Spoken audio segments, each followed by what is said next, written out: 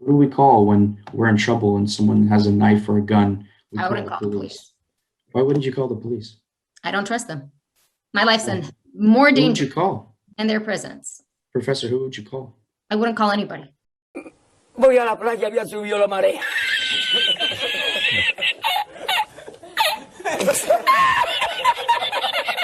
Well, would you have if I'm gonna someone pick up the intruded phone your and talk. house with a gun? What would you have a gun on you, or No. who would you call? It's my time to go.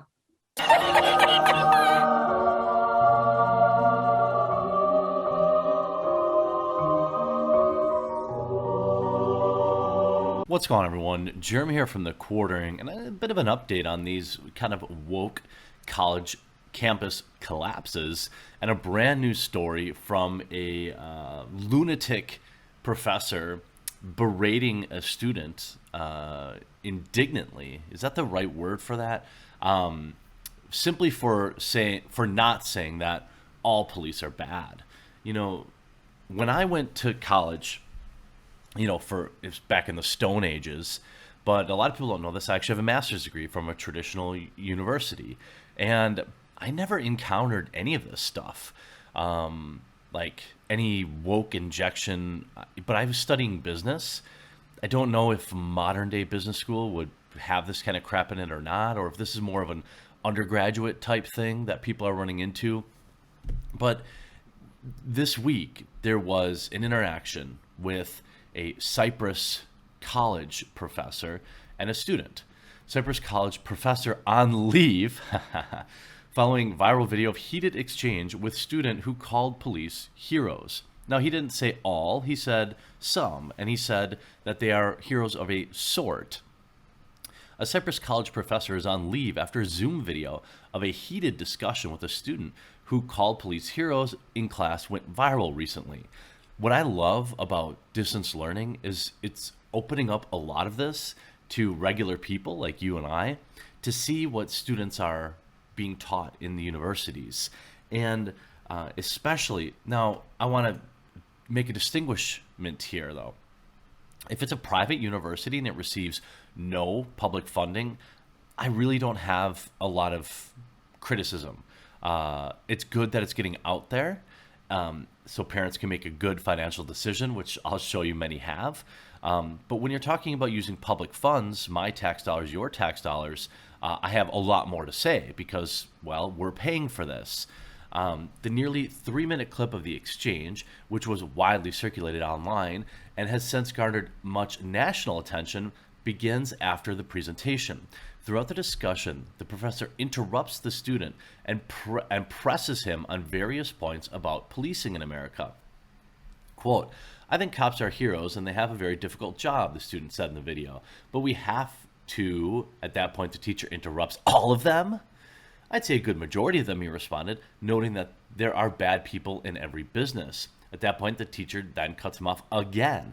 "A lot of police officers have committed atrocious crimes and gotten away with it without ever being convicted of it," she said.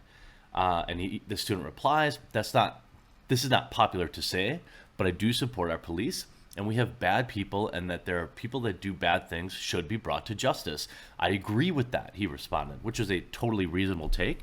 I don't think, when you talk about cop, the first word in cop, some people, I know you probably all know this, but there are a lot of people out there that don't even know it's an acronym, and it's Citizen on Patrol, which means they should be subject to the exact same laws that we all are too. I 100% support that.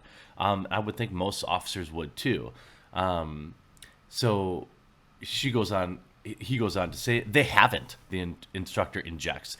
Ellis said he agreed with that point, but then she interrupted him again. "So what's your bottom line point? You're saying police officers should be revered, viewed as heroes?" she asked. And he said, "I think they're heroes in a sense," he answered. The conversation continued with the professor at one point saying she didn't trust the police and wouldn't call them in an emergency situation because my life is more in danger with their presence, which, I mean, audible eye roll. Of course she would call them. She looks like she weighs about 120 pounds and is not capable of defending herself. She's also probably not the type of person that would employ a constitutionally given right to do so either. The conversation continued with the professor at one point saying she didn't trust them. Yes. So on Monday, Ellis told KTLA that he felt attacked during the exchange. I was shocked. I didn't really expect an answer like that. I was assuming that she was just playing devil's advocate, he said. But she put her bias in there and she gave me what she thought of the police. And it was a little bit sad, to be honest with you. The viral footage prompted a response from the nation's largest police union, the National Fraternal Order of Police. Quote, too many American universities have become indoctrination farms where critical thinking and ingenuity are stifled by the intolerance of simple-minded professors like these who are completely unwilling to accept anything but their own opinions as fact, read a statement tweeted out by the union. It was a sentiment echoed by Ellis, who expressed concern that conservative students can't express themselves properly in college. By the way, why is this? I know that everybody wants everything like politicized all the time, but like, why does everything have to get politicized down these same roads? Can we all agree that most people, regardless of political affiliation, are happy that we have people to call when we need protection? Can we all agree, regardless of political affiliation, that there are good and bad people in all jobs, and in this particular job where they're in charge of protecting citizens, that they should be subject to the exact same laws that we are? I don't think that that's a radical take. I don't think that that's a Republican take. I don't think that's a Democratic take. That's just a normal. Am I taking crazy pills here? Like, is it really that bizarre? By the way, if you're watching this video and you aren't yet subscribed, I normally am in studio. I'm on the road right now, and I'm a little sick, so my voice is a little gravelly. But there's a red subscribe button down below the video. Please do consider clicking that today. If you don't have a YouTube account, please consider making one. I know you've got a spam email account that you can use. And that way it just helps finding my videos easier, and shows YouTube that, that this channel might be worth promoting one day, if it ever did. Anyway, I digress. We need to have unity back in our country and learn to have civil debates again, left, right, and center, he told KTLA. We have to be fair and respectful of who's talking to us, and our authorities and our professors, we have to be gentle and respectful with our arguments. The school has released a statement which in part reads, Cypress College takes great pride in fostering a learning environment for students where ideas and opinions are exchanged. Any efforts to suppress free and respectful expression on our campus will not be tolerated. Alice did not identify the professor so she could have privacy, but KTLA has been told she is now on leave and will not be coming back this fall. Fired. That's what happened. She got fired. Good. I mean, I don't know if Cypress College is a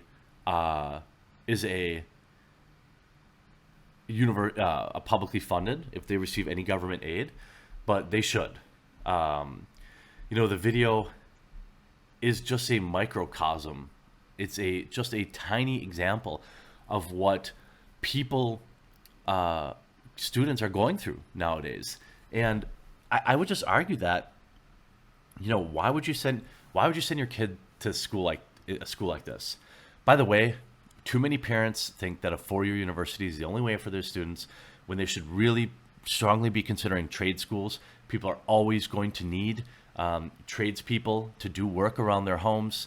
It's a strong career path. It is an entrepreneurial career path. You can support your family. You can grow. You can be successful with a trade. Too many kids go to a four-year college and then come out still rudderless and with a worthless degree and a mountain of college debt. I guarantee that won't happen to you if you pick a trade. But this is not the first time. And we can go back. Remember Evergreen, where the students essentially took over the dean's office or whatever it was? This is what, here you have. Evergreen College makes major changes after enrollment decline. This is back in January 10th. Remember Mizzou? They had to close 2 whole dorms after enrollment dropped. This was a powder keg situation where they had this Melissa Click, who's a professor taking part in some weird protest that was going on campus. You could see University of Missouri assistant communications professor was fired after interfering with journalists. Remember that? She was like, you have to get on here. This is a safe space. And PD, during student protest nearly a year ago, has a new job with the university in Washington State. Shocking. And these are who are, people like this are infecting our education system, not just at the university level, but in elementary school, middle school, high school, and parents need to really be aware of who's teaching their kids. We saw a story, I think Chak Sobek was telling me about a story where teachers were organizing and creating a list of parents that didn't agree with critical race theory, essentially doxing them. This is a major problem that has happened right under our noses. Now, again, just like with law enforcement, I guarantee the majority of teachers are adequate. Many of which probably just getting through the day. There are superlative teachers. There are terrible teachers. Bad teachers should be fired. But teachers that are pushing their own political ideology on children rather than teaching them math, this is a problem. I don't see much value in teaching kids garbage like CRT when the United States continues to be pathetic with mathematics. Or even understanding our own language, writing, and grammar, and understanding actual history. Sure, Columbus didn't quote unquote discover the United States, but is talking about how he wasn't really the first here, and then the West conquered the United States. Is that more important than somebody in the real world being able to calculate a tip on a tab, or look at the price of an item and be able to calculate what 30% off $20 is? I just don't think so. I think that these people need to go. They need to get out of schools at all levels, and parents should absolutely be more involved and be making these types of videos and be sharing any kind of information when it becomes available like this. So virtual learning has opened up a lot of these professors to good criticism, and I'm happy to see it. I hope you enjoyed this video. We'll talk to you again real soon.